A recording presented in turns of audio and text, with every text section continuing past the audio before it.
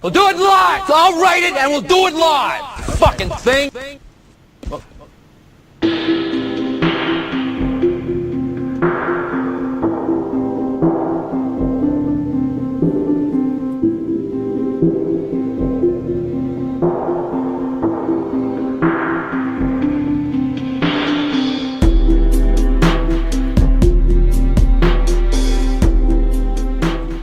Good evening, everybody. Welcome to the 5th episode of the Let's Talk It Out podcast. I'm Trey Bizzy, also known as Alec Lifschultz. You guys have heard me before. I'm sure you tuned in before. If you haven't tuned in before, the Let's Talk It Out podcast is where we get together and we talk about mental health issues, ways to cope with them, stigmas around them, some thoughts and statistics, and we give you guys some help around it. So before I get going any further, I would like to thank everybody who tuned in last week. Anybody who reached out to me, I always thank you guys for reaching out to me. I really appreciate that. That means more to me than anything. You guys don't understand. Like, it makes me feel good to know that my work that I put in is not only acknowledged, but it's appreciated. That means a lot to me. So I'm gonna start off with shout outs. I like to shout out my mom. She's really integral part. She's always in the chat room. She always has a lot to say. She's always giving good feedback. So I'm gonna shout her out. But I want to give a shout out to Kevin Doyle. I just reached out to him recently, and I saw something that he posted on Facebook, and I'm gonna read it to you guys. He wrote like a piece about depression, anxiety. He titled it "Mental Struggle." And he says, depression sucks, anxiety sucks. The two of them together being harmful is an understatement. When it hits hard. To try and describe what it feels like wouldn't do it justice. I've been trying to make art to pull me out of it, and his art is amazing, man. I wish you guys could see it. I'm sure I'll find a way to share it with you guys and make sure I give him credit for it. But it's definitely a visual representation of what it feels like sometimes. He says, I kept trying to make things for people, make something happy, beautiful, anything happy. Nothing worked out, just more frustrations. I was over it, then decided instead of letting it stop me, I'm going to use it as an inspiration for my artwork. My goal here was to give depression, anxiety a face and show the struggle of fighting it and trying to take back my life by not letting it take a hold of me. And that is definitely a struggle. I've been there before. I know exactly what it feels like to deal with not only anxiety, but also to deal with depression. Those are two things that are very hard to deal with. Not only you always feel like you're alone when you're dealing with those, especially depression. Depression is like an overwhelming feeling of being alone, and it sucks because people around you, they don't understand. They always say, oh, ain't nothing wrong with you, especially if you live in a community, basically the minority community. Like we talked about it before, in the black community, Hispanic community, like a lot of times it's overlooked, it's just pushed to the side, and that's not how you should treat mental health at all. He says, something I deal with on a daily basis. It's like living with someone in your head that's toxic and sucks the good out of every single thing. For me, I describe depression as you feeling like you're in a bottomless pit, and the more you climb, the higher the ledge gets to get out. Like the higher the hole becomes. That's what it feels like. So, shout out to Kevin for not only sharing that, man. We need more people to speak out about it. We need to make it more well known, and we need to make sure that we shine more light onto it. So, with that being said, tonight's topic, we're going to be talking about identifying anxiety and depression in children. Now, we talked about it before in adults a little bit, but we're going to talk about that again later on down low. But with children, many children have fears and worries, and they feel sad and hopeless from time to time. Sometimes the fears that they appear during the development of them. For example, toddlers are often very distressed about being away from their parents, even if they are safe and cared for. And although fears and worries are typical in children, persistent or extreme forms of fear and sadness could be due to anxiety or depression. So because the symptoms primarily involve thoughts and feelings, they are called internalizing disorders. With anxiety, it's being very afraid when away from the parents, having extreme fear about a specific thing or situation, such as dogs, insects, or going to the doctor, being very afraid of school and other places where there are people, being very worried about the future and about bad things happening. General anxiety, pretty much. We all deal with it, even at this age, and it starts off when we're much younger. having repeated episodes of sudden, unexpected, intense fear that come with symptoms like heart pounding, having trouble breathing, or feeling dizzy, shaky, or sweaty. Again, at adult age, we deal with it, but it doesn't just pop up when you're an adult. And as far as the depression goes, it's feeling sad, hopeless, or irritable. So a lot of people just, when they think about depression, they automatically assume it's just you being sad, but it's also the feelings of being like irritable too. Like just things just bother you for no reason.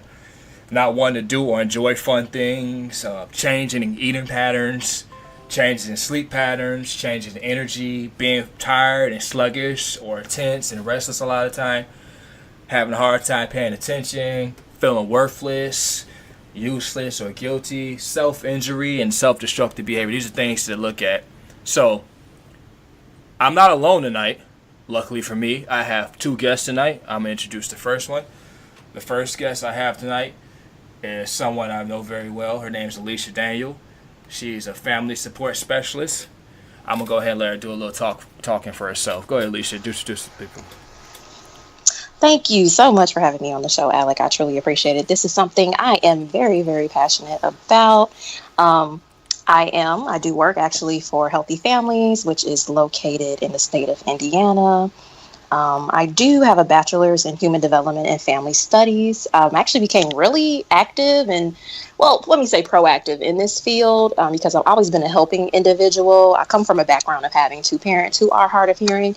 And honestly, if you think about it, in today's society, we have a lot of children and teens who really need that outreach and need that help. And this is why I specifically work with this program because I help build almost parent-child interaction, with these families. And so I do work with moms prenatally up until their child is the age of 3. We do work on depression, anxiety issues, do activities. And there's a lot more that goes into it. So I really don't kind of want to bore you guys, but I'm very happy to be here with you today. That's only half my guests tonight. I have another guest. Her name is Ariana Diaz, and she's a case manager for a counseling agency. Ariana, if you tell people a little bit about yourself. Hey, everyone. Thank you again for having me on as well. As you know, you already said, I'm a case manager at a counseling agency here in Indiana. I do have a bachelor's in social work, and I'm currently working on my master's in social work with a concentration in mental health and addictions. I originally wanted to go into this field, especially with the mental health, because I grew up with a family and many loved ones who had different issues with mental health or addictions, and I feel like it's just important and it's not really talked about, and there's a huge stigma behind it. So I wanted to get into a field where I can hopefully, help advocate for that population and hopefully make somewhat of an impact, even if it's with one person, a whole community, and hopefully along with colleagues like Alicia, we can all work to reduce the stigma and just make everyone more tolerant and aware of mental health and how it is very effective to everybody. Well, like I said, thank you guys for joining me tonight. I really appreciate it. It's a big deal for you guys to both take time out of your day to not only have a conversation with me, but also be able to give people the tools, not only the tools, but also the information to help them identify the stigmas, not the stigmas, identify the issues early on with their children. That way they can get their treatment that they need and they can live successful lives, because it does start when you're at a very young age. So with that being said, we're going to go ahead and hop right into it. So the first thing we're going to talk about is techniques used to discover if your children are dealing with a mental health issue. So I'm going to point to Alicia first. Alicia, we're going to start with you.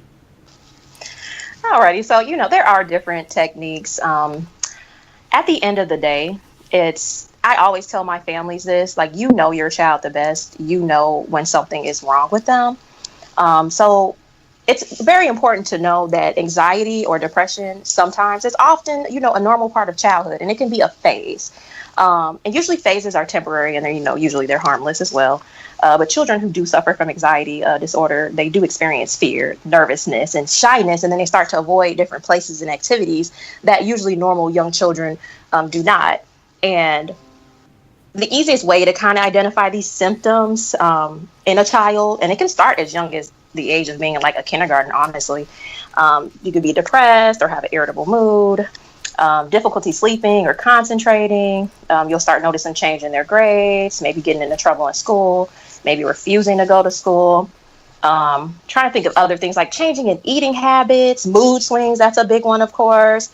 They'll have a low self-esteem, maybe a loss of energy. They'll withdraw from like friends, families, even certain activities that they used to like to do. Being restless, angry, irritable. The list can go on and on and on. And you can have a professional tell you like, hey, your child has anxiety or has depression. But at the end of the day, you know your child the best if you are that in tune with your child and you have these conversations with your child. All right, I'm going to go ahead. Thank you for that, Alicia. I'm going to go ahead and go to you, Ariana. What do you think? Well, of course, I agree with everything Alicia said. We talked about this quite a bit before the podcast. But like she said, as a parent, you spend probably the most time with your child. You should be the most in tune with your child. Just pay attention to those little differences you might see day to day. And what we often see in our work is that, maybe you as the parent might be going through something. Your child senses that and catches on to that. And in turn, that can affect them also. So if you're going through something where you're depressed, I don't want to say it's contagious, but they notice the mood and they might catch on and kind of also act the same way. Or there's also phases where they might act out because they're not getting the right attention from you, and that can seem like something else that it's not. So it's just important as a parent to be in tune with your child and just understand those little differences. And what's really important is just to sit down and talk with them and see if you can understand what's going on. The biggest thing we can do is just be a support for our children, and just in general, being a support for others around us. Both of you guys made really good points. So I'm going to go ahead, before we jump on, to go a little bit more into more techniques, but Stacy asked a very good question. She says, I wonder, while partially environmental, is it hereditary? She said, my mom and grandmother also have dealt with it. I am vigilant with watching my 3 teens. Is it partially hereditary, is what she wants to know. That's actually a good question, Stacy. The one thing I will say, mental health conditions are not contagious. However, there has been numerous things of research that some mental health conditions may have a genetic link. Other people honestly may pass on hereditary traits that make a mental disorder. Now, honestly, just because if like say a family member or you may have a mental health condition, that doesn't mean that your child will have that mental health condition. And it is all based on environmental factors as well, outside of like genetics or hereditary factors. What do you think, Ariana? Well, of course, I agree. I mean, we're in the same field. We study the same topics. Of course, it can be mostly environment. There's always the nature versus nurture. But I feel like with this, especially, it's definitely more environment-based. Of course, it can be passed down hereditarily. But I feel like a lot of our environment dictates how we feel, how we act, and all that stuff. So I feel like it's just very important. Also, hold on one second. She just handed me papers here. So there's also children whose parents have a mental health illness, and they're at risk of developing, social, emotional, and or behavioral problems. Oh, excuse me. She's telling me to look at this. But they particularly increase the vulnerability of children whose parents have mental illness.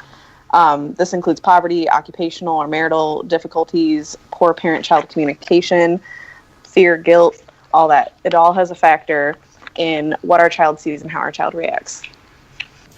So I've been doing a lot of reading myself, and I'm going to give some feedback on this question because I know for a fact that mental health can be hereditary. If, say, a grandmother or somebody has dealt with chronic depression, anxiety, and they have never tried to get any treatment for it, they never got any therapy, they never did anything about it, it is hereditary because those feelings and those chemicals, are passed down through the eggs and they are given to the child once she becomes pregnant with the child. If you have those feelings, the child has the same feelings that you have because they experience it as well. So it's passed on like that. I've done some research on it myself personally. I read about it. I'm reading a book about it right now, actually. So before we go on, I gotta get to this question. Bobby Phelan, one of my guys, asked. He says, do you think depression and anxiety in kids is on the rise over the past 10 years, or is there awareness and better diagnosis? I'm going to start with you, Ariana, on that one. I'm sorry, can you repeat the question for me one more time? I just caught the first half of that. He says, do you think that depression and anxiety in kids is on the rise over the past 10 years, or is there more awareness and better diagnosis? I mean, honestly, I feel like it's kind of a combination of both. Kids are more exposed to some, more traumatizing things. That can be a link, but also I feel like more awareness has been brought to it in recent years, just because more of the mental health and different concerns like that, same thing with addiction, have been brought more to light and more people are paying attention to it. So of course more people might be diagnosed, or more people might come out and express their thoughts and feelings on it, or say like, hey, you know what, I do have this, or I do have depression. More people are feeling okay enough to mention it, including children, because that's just, I feel like, how our world is turning, which I think is great, that people are being able to express it more. But I guess I'll let Alicia hand that over. Go ahead, Alicia. You got any feedback? Yeah, actually I do. I do agree with Ariana as well. It can go both ways. Honestly, recent research, has shown that 10%, starting at like kindergarten age children, they suffer from anxiety disorder. And then the rate actually jumps up to 15% of high school students. So if you really want to like do stats and do numbers and whatnot, so anxiety disorders affects at least 25% of children between the ages of 13 and 18 years old. That's like a big number, especially for high school students. We sometimes, I've heard your podcast and listened to a few episodes. It's one of those issues that's usually, tucked under the rug or dust under the rug when it comes to these things. And a lot of people don't think about how children see these environmental factors, see their parents go through these things and don't know how to cope because their parent doesn't know how to cope because they're not getting the necessary help within that at all. So with treatment, of course, and support, your child can learn how to successfully manage all of these symptoms and anxiety disorders and live a normal childhood. But it always starts at home and with the parent. Wow, both of you guys, those are... I hope everybody's listening, because that's some really good information right there for sure. You're not gonna get that anywhere else. No, I'm kidding. I ain't gonna be that guy to plug my podcast. So we're gonna go ahead and move on. We were just talking about some techniques. Actually, before we move on, we did say a few. Is there anything that you guys have to add on about techniques before we move on? No, that's like pretty the general basis of the techniques of identifying. If you did decide to like Google it or research it, that's pretty much going to be the general basis to kind of see. So our next topic is misdiagnosis. And we talked about this briefly, Alicia. I'm going to start with you.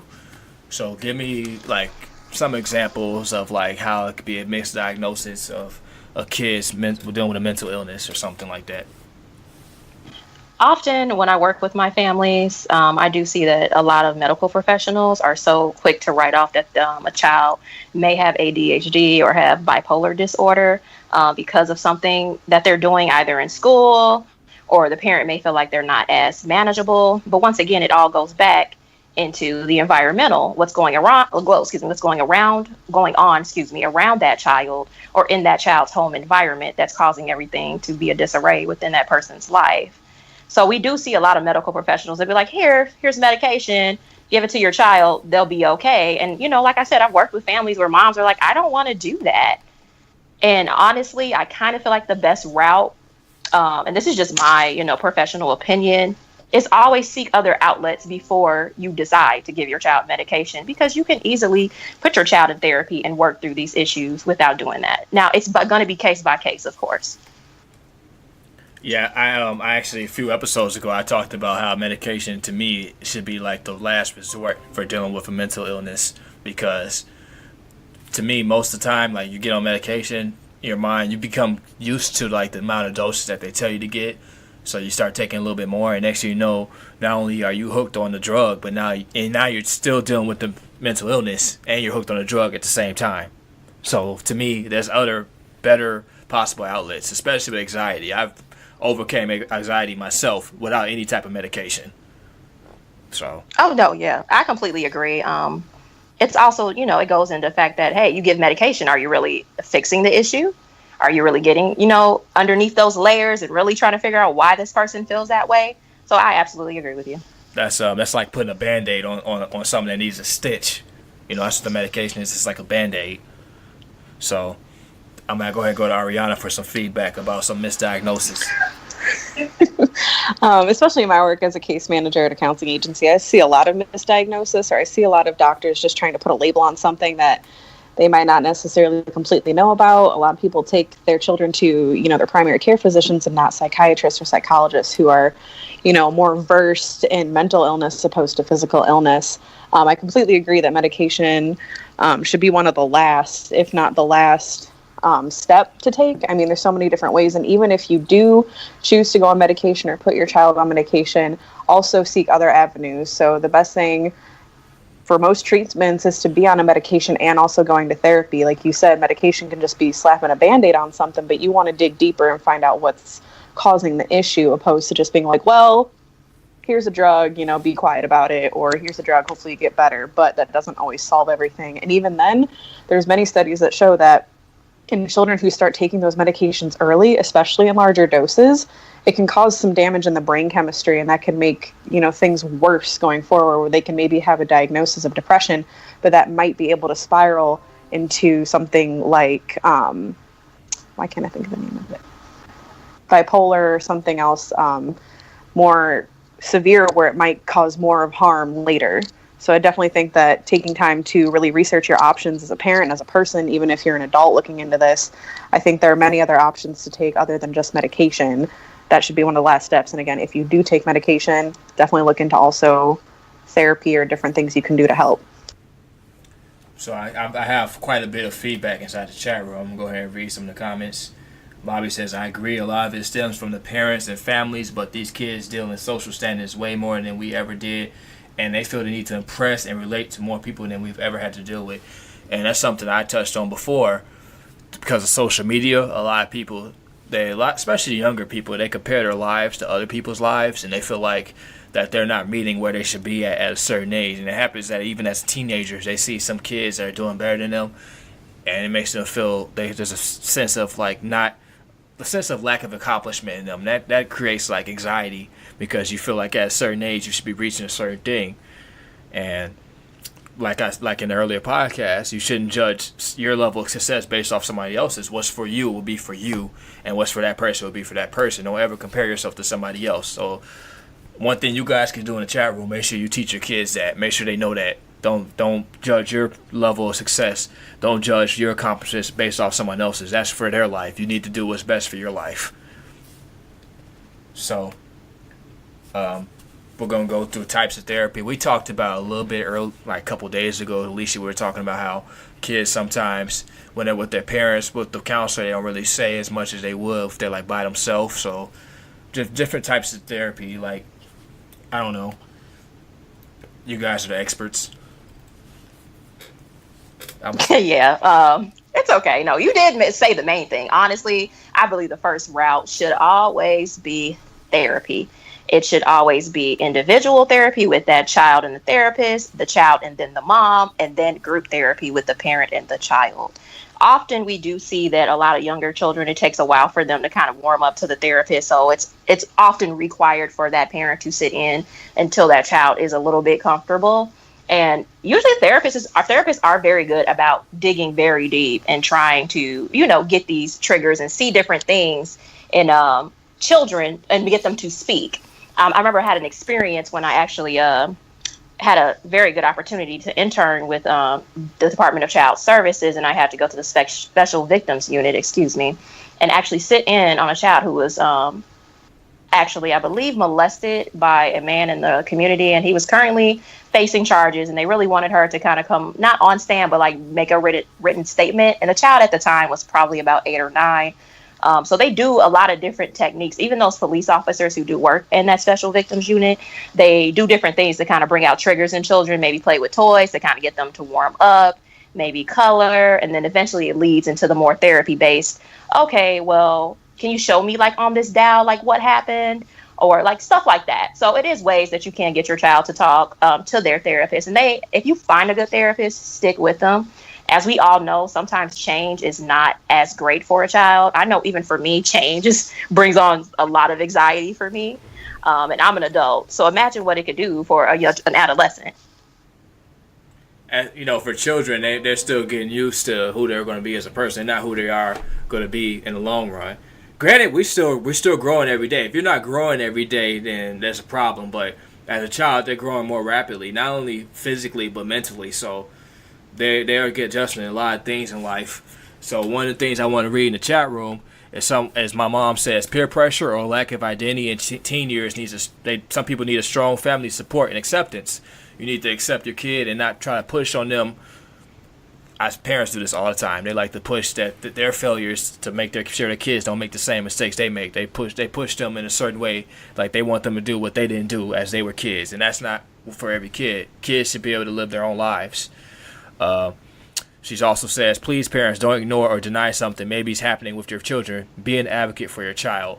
So listen to your kids. Like, if they're telling you something, make sure you pay attention to what they're telling you. Don't just sit there and act like, whatever. It's just they're just playing with you. If they're feeling some kind of way about something, if it's making really bother them to the point where they don't even want to go outside and play, or they're not eating the same way, the signs are always there, people. Like, they don't just pop up out of nowhere. The kid just don't wake up one day and starts cutting their wrist. The signs are there early on. I don't want to start ranting, man. Ariana hadn't even talked to yet. Ariana, I'm sorry. No, it's okay. What I wanted to add to Alicia is, along with individual and or therapy with your parent, another thing that I've seen that's pretty beneficial, at least at my agency, is peer groups. So what can also be beneficial, especially for teens, I've noticed, is, individual therapy can go so far, and that can, yield great results. Most of the time they don't want to talk to their parents just because we've all been teens, and sometimes you don't want to go there with your parents on some of the deeper stuff you're going through. But a lot of them can relate to people their age who are going through the same thing. So my agency holds groups for, those who are struggling with self-esteem. We have an LGBTQ plus group for those who are struggling with that. And, there's still a stigma with that. And then they just get a chance to discuss their issues and what they're going through with others who may be going through the same thing. And that way they can empathize with someone else who's going through the same thing, someone who understands them. So that can also be a great way to help them. So do you have like websites for these groups or like phone numbers so I can put them in the chat room, say if someone wants to share the information? Oh, yeah, I definitely do. Did you want me to drop the links now, or do you just want me to just kind of say that at the end? I want to get them as the conversation is fresh. I'm putting them right into the chat room. Okay, so like I said, the program I do work for is Healthy Families. However, it's through a company called Mental Health America. This website, you guys, is awesome. I have been through this website, even pull like stuff from this website to give to my families that I work with one-on-one. So the website is called mentalhealthamerica.net. It has tons of information on there, even programs to help you, your family, and there's a lot of screening tools on there to help you self-identify with any mental illnesses that you may have, such as postpartum depression, PTSD, maybe you're suffering from a drug-related illness. Everything that's on there, including anxiety, it's on there. It will let you know, like, hey, you have not as severe, moderate, severe, and they'll let you know, like, hey, maybe you need to go talk to a professional. And it's good. That's a first step to take, because it's hard to self-identify and admit to yourself that, hey, I have these issues. So that's a good first step. Also, there is a 24-hour crisis line. The number for that is 1-800-273-TALK, TALK. And we even made it more beneficial for the people who don't want to talk on the phone. You can actually text them.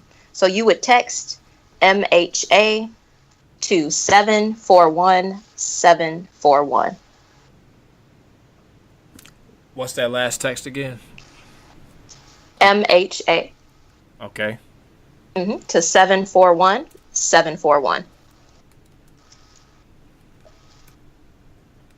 Alrighty. I put it in the chat room. It's available for people if they really feel like it'll help them out, or they'll help someone out that they know that have children that are dealing with things at home. So that information is available to them. Yes, definitely. Please check that out, guys. There's even links on there about children who do have depression or anxiety, parenting skills, groups. There's even, if you want to join like the program I do work for, there's Healthy Families in different states. There's other programs in different states as well on that website So definitely, that's like your first step. So why not? It all starts with that first step, just being open and honest and transparent. That's the biggest thing, because a lot of times, like, people don't want to say something because they're afraid of how they're viewed. But the more honest you are with yourself, the better you'll feel. And when you're honest with yourself and you're honest with other people, you feel way better about the whole situation. So the devil has been strong. The devil's been strong the last couple of weeks, because last week I almost, I was on the borderline of canceling the show because my guest dipped out on me. My original guest dipped out on me the day of. And my sister, having the information and being an advocate for domestic violence she was willing to step in. She stepped in the pocket and delivered. Even this week, God bless, I want to give a shout out to Aldo. Aldo is the godfather of the barroom. He's a super producer. He runs the shows. He had to go to a funeral today. And I had to take over, and I had to make it happen. I've never ran a show before. That's what I'm doing tonight. So you guys be patient with me. I'm doing everything tonight. So the devil tried to attack me this 2 weeks. He tried to cancel the show the last couple weeks, and I didn't let it happen. I know that we need the show. So I've done everything I can to make sure that it happens. Moving right along, I just wanted to get that out there. But moving right along, I want to talk about how mental health and the parents affect children, because a lot of times there's a lot of denial that goes on with some people that have mental health issues. They get to a certain age and it's like, hey, whatever is right. They don't think anything's wrong with them. It's like that's how I always been. So I want to go ahead and dive into that, like how the house is ran, pretty much, how the interaction with the parents, or not even just with the parents with each other, but with the parents' interaction with the children could cause the mental illnesses to develop in the children. So I'm gonna go ahead. I'm gonna start with Ariana this time. Ariana, can you give me an example of what that entails to you? Honestly, I do know a bit about that, but honestly, Alicia's over here standing on her soapbox about it, so I'm going to hand it on to her. Actually, I'm interning in my master's program at her agency, so I go along with her, but honestly, she can take the floor on this one. She's over here ready, so. Alicia, go ahead. Take the soapbox. Oh, man. I know I deal with this every time I work with a family. Majority of the families that I do work with, they do have anxiety, depression. They have other mental illnesses going on with them, even down to like anger management. One thing I do want to say, it's very important to know that mental health conditions can affect any person, regardless of gender, age, health status, income. And that includes people who want to have children or who don't have children of their own. So like we know, being a parent, it can be greatly rewarding and it can be a daunting task for anyone. But it is a particular challenge often that we do see from time to time with parents who do have mental illnesses, especially the parents who can't self-identify or who don't want to admit that they have an issue or that they do need help. And I do have families that I work with that are very proactive in their mental health. And then I have some who did not recognize the symptoms and they could not take care of their child. So being a parent and having a mental illness is very hard and it's very demanding out of that person. From someone on the outside looking in, it's like, okay, well, why can't you just parent your child? You're okay. You seem okay. Just suck it up. Go have a drink. Go out. Find another outlet. When usually it's a more deep-rooted issue because that person hasn't faced their fears or their past childhood trauma.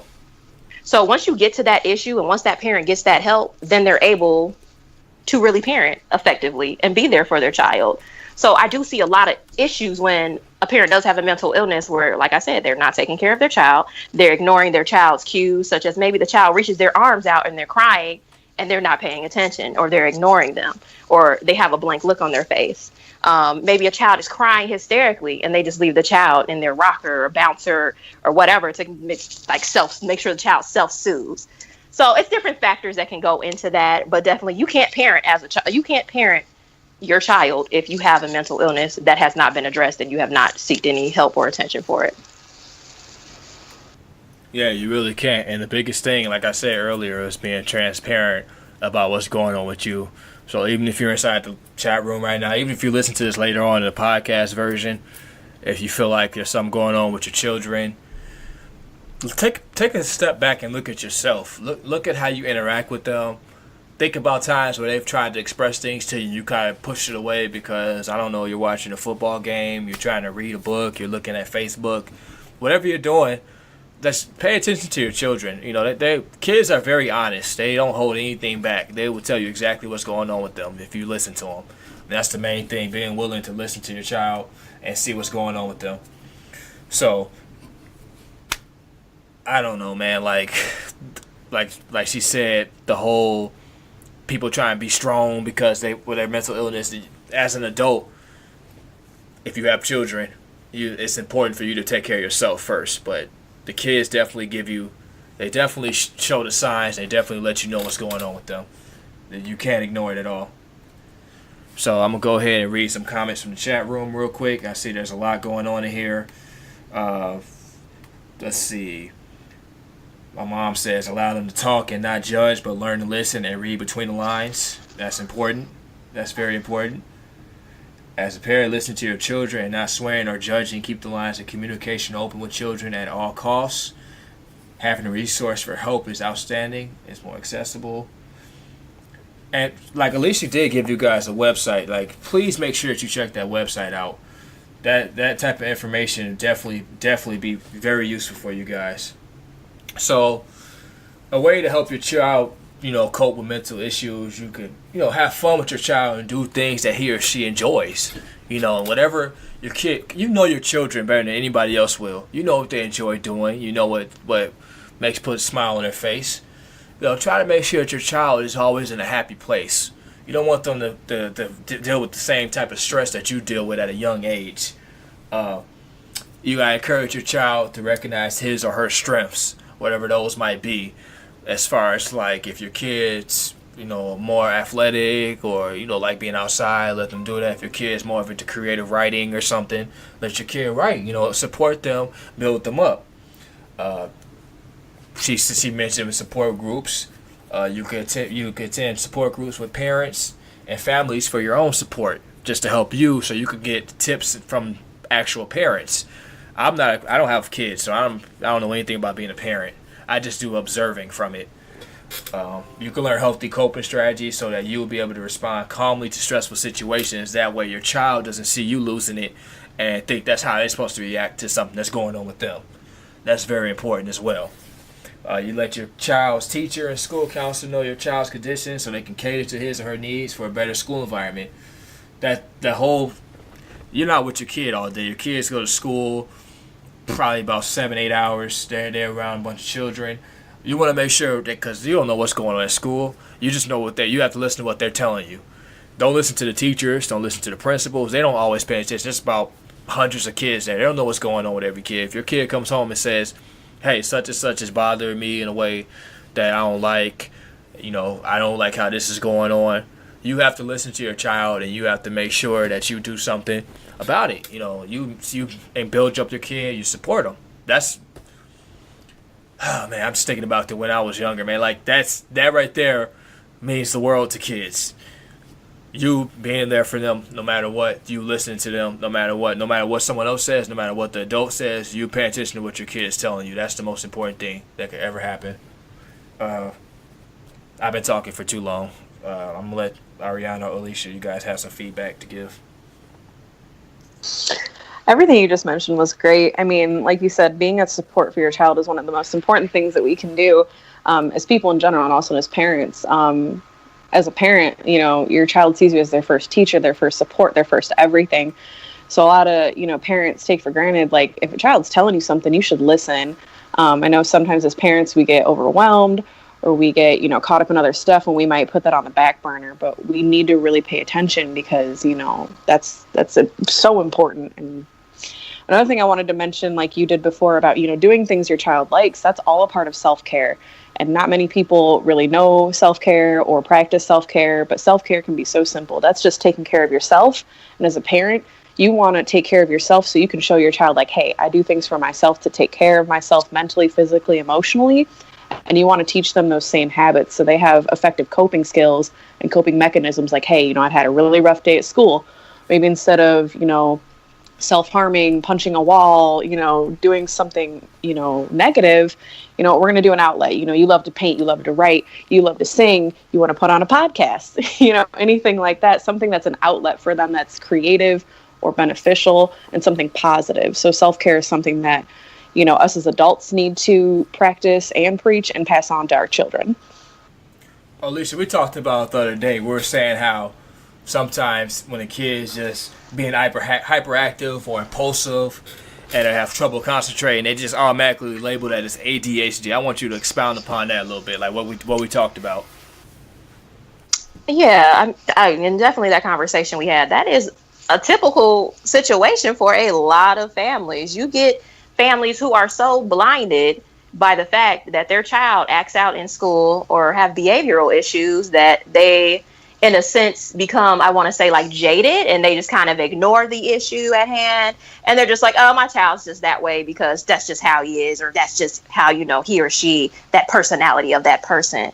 And often it's a deep-rooted issue at home.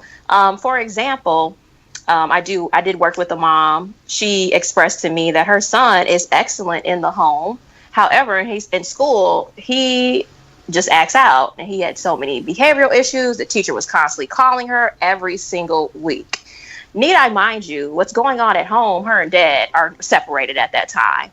As soon as dad came back into the home, when I say this child did a whole 360 in his attitude and his behavior, and at that time, she was already going to professionals, and the teacher even tried to write off that child as having ADHD. It was even to a point where they didn't even want that child to go on any field trips and miss out on different important things that play a beneficial factor in everyone's life. I think that was like the most fun part of my childhood, being able to go interact with my peers on field trips or being with my parent on field trips and whatnot. So that's why I said always get a second opinion. Always see what has changed within the home environment or what has changed around you, because children don't act out for any reason. It's always a deep-rooted issue. Every single time, 24/7. And if your kid, and just like we said, if your kids just loves being outside all the time, they like playing basketball with their friends and riding bikes, and then all of a sudden the kid's like just sitting in the room. Hey, you want to go outside? No, I don't feel like it. No, I don't want to do that anymore. No, I'm not really hungry. Grades start, declining. They lose interest in school. Just spend a lot of time alone.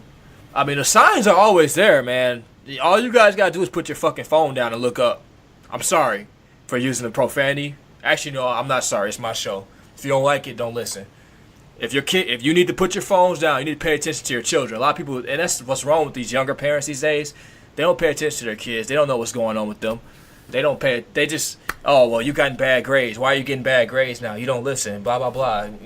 But you're not paying attention to them with the signs. The signs are there. You have their kid in a household that's not healthy. They can't develop the people skills that they're supposed to because they're not exposed to how that's supposed to happen. You are there arguing with somebody, not paying attention.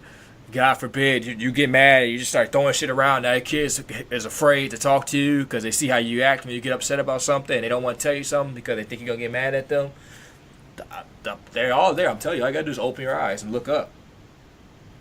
I'm sorry. I get fired up about that shit, man, because it's true. And to kind of like feed off of what you're saying, I feel like the two important questions that you should ask your child if you really want to know if they're going through something such as having anxiety issues or depression, which, by the way, if your child has anxiety, soon to often to follow is depression. They go hand in hand with each other. So the two questions you should ask your child, or ask yourself, honestly, is your child more shy or anxious than other children at his or her age? And also, is your child more worried than other children at his or her age? And if you can answer yes, that is the first step as well, to figure out, okay, well, then maybe I need to figure out what's really going on with my child. Maybe I need to get them into therapy, or maybe I need to have a sit down conversation, or like you said, Alec, be more in tune, because you know your child the best. Even the families I work with, that is the first thing I say to a family when I meet them. I am not here to tell you how to raise your child. You know your child the best at the end of the day, because you spend 24/7 with them. 24/7. Well, besides school, you're right. They do spend the most time with them. Yeah. Yeah, of course. But they spend the most time outside, like you said, the school environment, maybe daycare centers. But you get the gist. I just think it's sad that children are running around dealing with anxiety because they're afraid to ask their parent a question because they seen their parent get mad and go off about something else, so they're afraid that they're going to do that to them. How you resolve your issues definitely travels to your kids because that's what they see. I'm just saying, you gotta get yourself right in order to make sure that your kids are going to be right as well. Yeah. The resource. And to kind of go ahead. My bad. No, I am so sorry. And to actually shed more light on that, if you really think about it, I actually looked this up the other day because I was unaware, honestly. But believe it or not, 80% of kids with anxiety and even 60% of kids with depression do not get treatment. That is an alarming amount. That percentage rate is through the roof. As a community, we need to be more aware. We need to be more proactive and start and believing that mental health can start as early as kindergarten. That is okay. It is okay. It's okay not to be embarrassed. And I understand there are parents who are embarrassed that their child may have ADHD, that their child may have anxiety issues or may have depression. But at the end of the day, you always have to tell yourself you are not the only one. And just like, you and Ariana kind of express, like going to support groups, because that's when you'll find people who are like you, who go through those things. And you'll find those connections. You'll find other outlets and other resources that make you more proactive in the community. We really need to bring this into the light and make people more aware. Anxiety disorders are the most common mental health problems occurring in children and adolescents. Anxiety. That's just incredible. Anxiety, I define anxiety as being a fear of something that's never happened before. So when people have anxiety attacks, most of the time it's because they're afraid of something that they were taught early on. As a kid, you're taught like, hey, don't do that, or hey, this is going to happen if you touch that, and that sticks with you. So, again, I define personally, this is not inside the dictionary, this is my definition of anxiety, is you being afraid of something that's never happened before. That's how I got over it. That's how I don't have anxiety attacks no more, because I define it as being something that, me having a logical fear of something that's not going to happen. I want to throw that out there for people that are dealing with anxiety. There's something that you write that down on a piece of paper, put it on your board, whatever you got to do. You're afraid of something that's never happened before. Think about that for a second.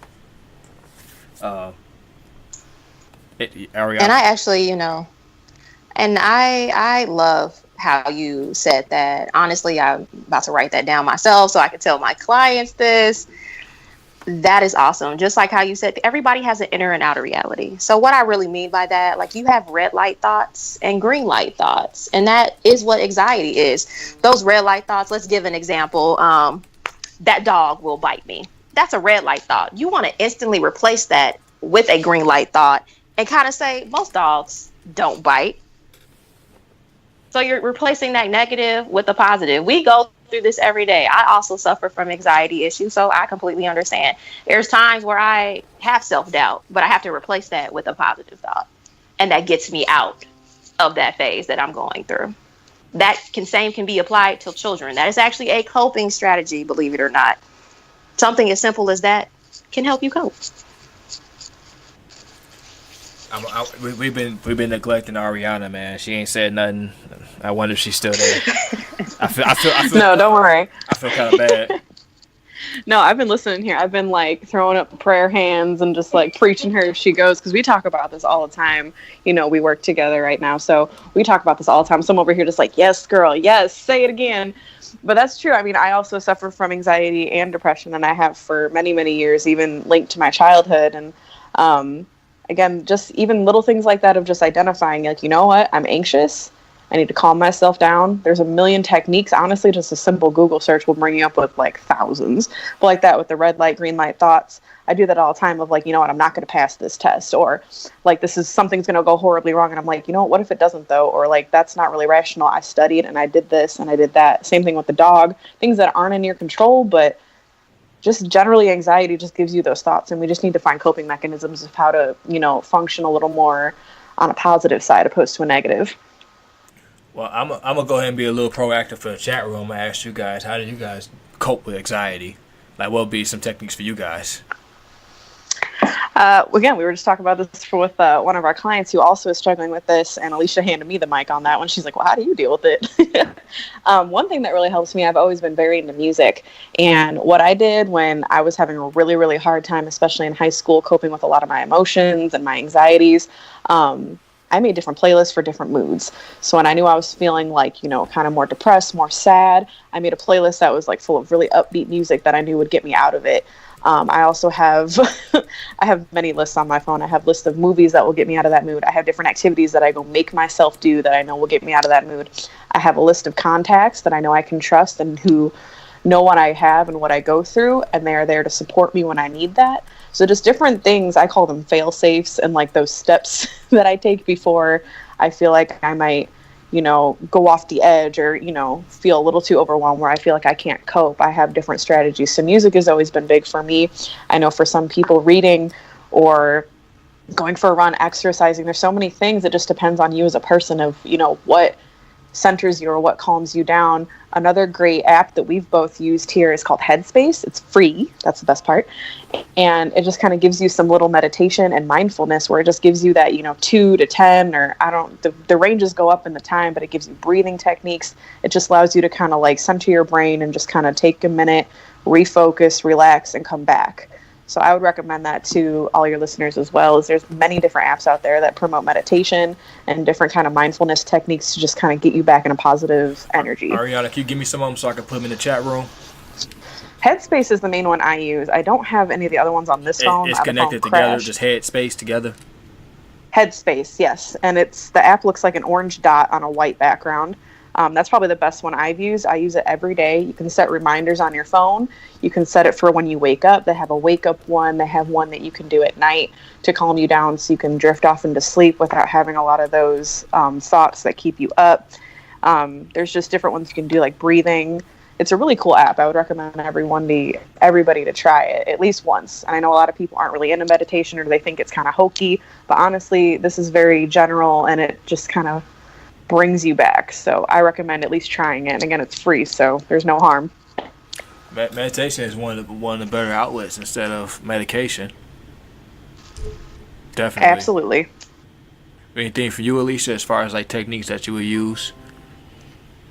Yeah, Ariana pretty much said the general basis, everything I wanted to say. She pretty much said the same thing. I use Headspace personally. I am big on music or keeping my mind busy. I'll like listen to some jams and clean my house, and it relaxes me. Anytime I'm like irritated with something, reading is a good way to get away. I do recommend a book that everybody reads, The Power of Now. Please read it. It was actually one of Oprah's best sellers. He has sold 4.2 million copies.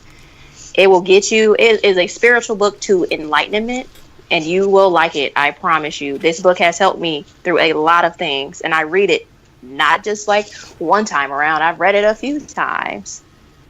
So definitely do that. Ariana mentioned some very great things with coping skills, such as listening to music playlists, and kudos to her. She actually recommended that to one of my families.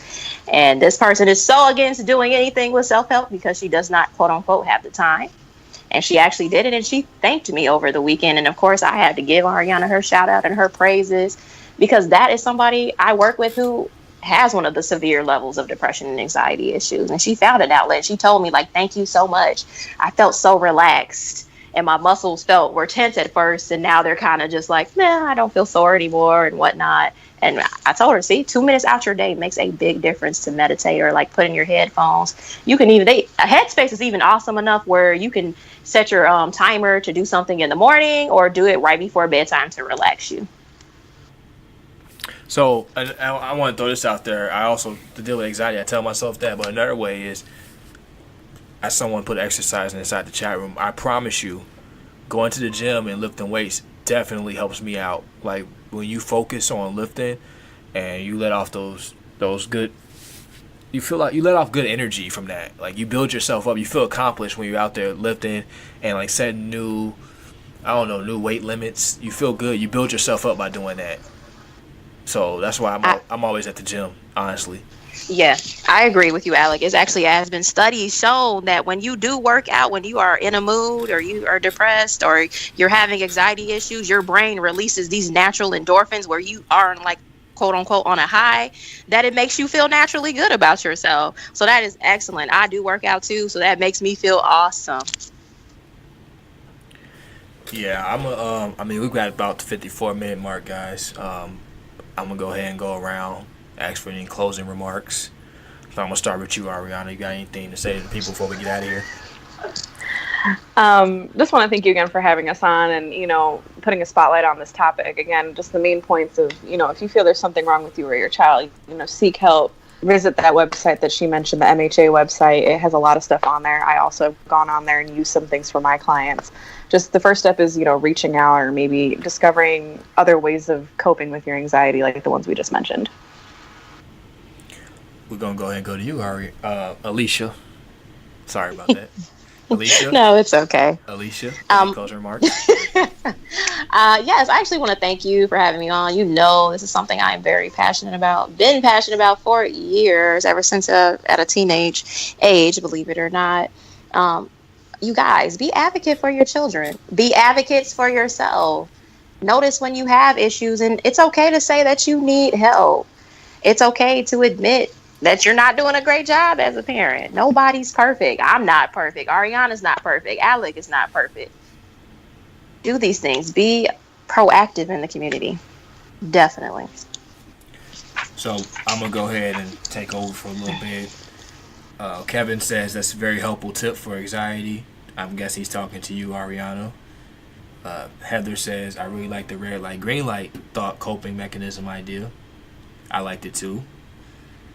Parenting requires courage, not being embarrassed to help your child develop functionality in life instead of ignoring the red flags of things are wrong with your child. I mean, these are just great feedback. People saying excellent job tonight.